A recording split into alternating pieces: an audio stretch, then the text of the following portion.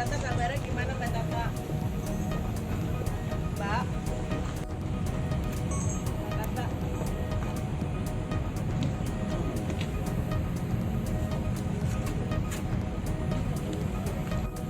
Mbak, kok tega sih Mbak ngelakuin itu Mbak ke anak kecil Mbak? Mbak, ada yang disampaikan nggak? Mau minta maaf nggak Mbak ke keluarga korban Mbak? Atau ada yang mau disampaikan nggak? Permohonan maaf atas keluarga. Mbak nyesel nggak sih Mbak? Mbak, tapi bener yang di video itu adalah Mbak ya Mbak?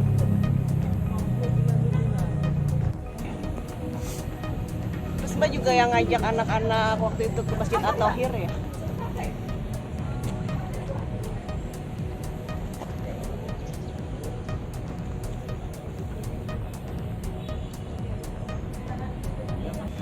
Nah, Kakak sehat Mbak? Mbak sehat Mbak? Mbak Kakak? Ada kenapa sih? Penganiayaan. Apa yang? Mbak? Ada yang ingin disampaikan, Kak? Ada permohonan maaf atau penyesalan, Kak?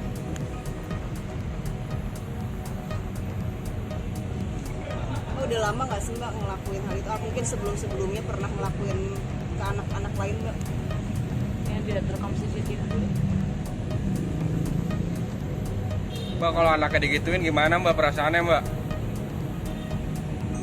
Ada permintaan maaf gitu, Kak? Minta maaf Mbak minimal. Mbak nggak mau minta maaf Mbak? Belum lebaran. Minta maaf Mbak. Minimal Mbak itu Mbak.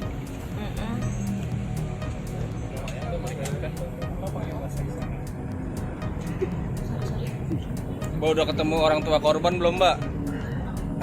Udah minta maaf langsung Mbak ke orang tua korban. Aku maunya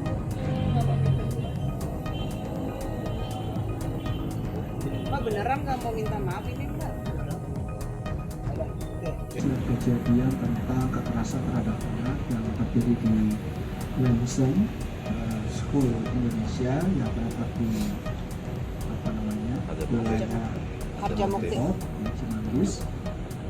Tadi malam setelah kita menaikkan gelar naik sidik dan sudah gelar naik tersangka, kita melakukan penangkapan terhadap terduga pelaku.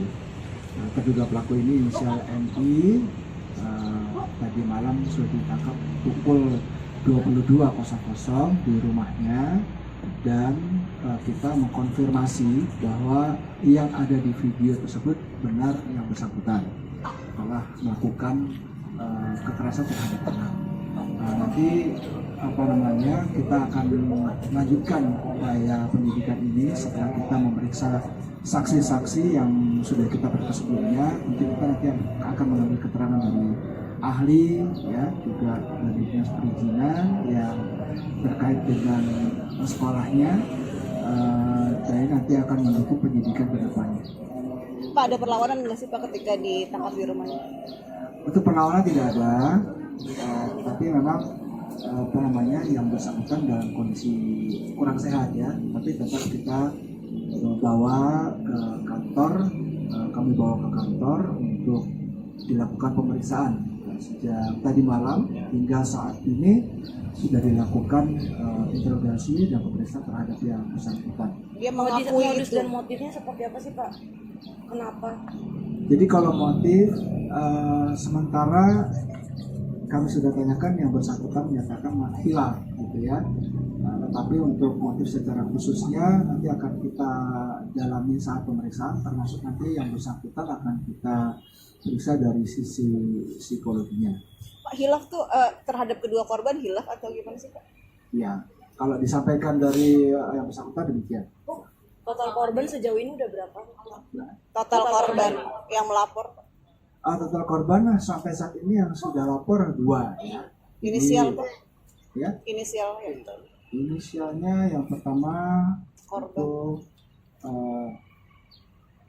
MK, yang kedua itu HW. Usia Bapak? Usia pertama 2 tahun, yang kedua usianya 9 bulan. Yang bayi ini kekerasannya seperti apa sih Pak? Ya, Yang bayi. Yang 9 bulan kekerasannya apa aja saja? ya ini kan masih kita visum ya. Nanti hasil visumnya tentu begitu muncul akan kita sampaikan. Tetapi ada dugaan dislokasi pada kaki, gitu ya. Tapi nanti ini akan kita tanyakan pada dokter yang berhak menyerahkan, itu kan dokter ya. Hasil visumnya bagaimana nanti itu yang disampaikan. Pak, dislokasi itu karena di Penganiayaan kepada dua korban itu dilakukan di waktu yang sama atau berbeda-beda, Pak? Berbeda, jadi waktunya berbeda. Kalau kita lihat di videonya itu kan ada 3 video ya. Jadi kami melihat itu menganalisa itu dan ternyata ada 3 video berbeda, tentu ini korbannya berbeda-beda. Pak yang tadi dislokasi kaki tadi itu karena dipukul, jatuh atau terbentur sih Pak? Nah ini kalau dari videonya kan di Bandung. Yang si balita atau yang 9 bulan tadi? Pak, ini kan daycare-nya nggak ada izin, Pak. Terus biasanya biaya per bulannya atau biaya penitipannya itu berapa sih, Pak? Kalau ditariknya? Kalau biaya penitipan masih kita dalami, kita belum detail sampai ke sana. Ini kemarin pemeriksaannya terkait dengan tindakan si terduga pelaku ini dikonfirmasi terkait dengan video yang beredar, gitu ya. Nanti itu pertanyaan tambahan mengenai daycare-nya, mengenai biayanya, mengenai anak-anak yang di sini itu tentu akan kita tanyakan juga, tetapi nanti pada saat pertanyaan pengembangan. Bapak M ini kan pemilik, berarti dia sekaligus pengasuh atau seperti apa makanya Iya, dia ada di situ? sekaligus pengasuh juga, jadi ikut pengasuh anak-anak yang berada di desa. Terkait statusnya sendiri, memang dia benarkah influencer parenting? Ya influencer, ya influencer parenting itu kan penyampaian dari beberapa netizen. Artinya misalnya ada orang yang sering membagikan konten-konten tentang parenting terus disebut sebagai influencer parenting, tentu ini pendapat dari netizen ya. Tapi kalau dari beliau sendiri nanti akan kita dalami lebih lanjut. Tapi benar dia suka memposting tentang parenting ya Pak? Sepertinya demikian. Pak, si Mbak Tata ini datang itu tiap hari atau cuma ngecek saja sih Pak? Siapa? Mbak Bu Tata Oh itu? iya, tiap hari. Ya, Itu memang rutin ya Pak? Jadi di ruangan mana sih, Pak? ya di ruang penitipan. Di ruang penitipan ada di daycare seperti itu. Bapak ada berapa anak sih Pak yang dipegang sama MI ini, yang diasuh?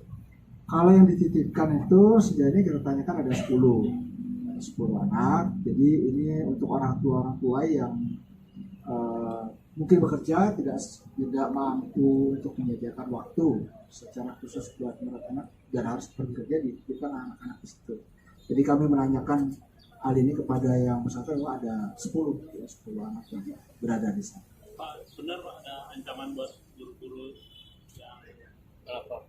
Sampai saat ini kami belum menerima laporan soal itu ya, tidak ada ancaman. Tapi intinya kami memohon kepada seluruh masyarakat Indonesia siapapun itu untuk mendukung penindakan ini supaya bisa berjalan dengan lancar. Jadi tidak ada pihak-pihak yang berusaha untuk menghalangi atau mungkin membuat penyidikannya menjadi sulit.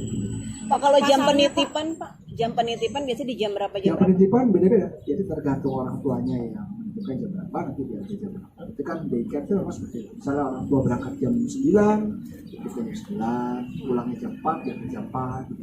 Jadi tergantung orang tua masing-masing. Bapak jeratan pasalnya Pak? Pasal Pak. Jadi pasalnya itu kita kenakan di Undang-Undang Perlindungan Anak nomor 35 tahun 2014 pasal 80 ayat 1 dan ayat 2. Ancaman hukumannya maksimal 5 tahun.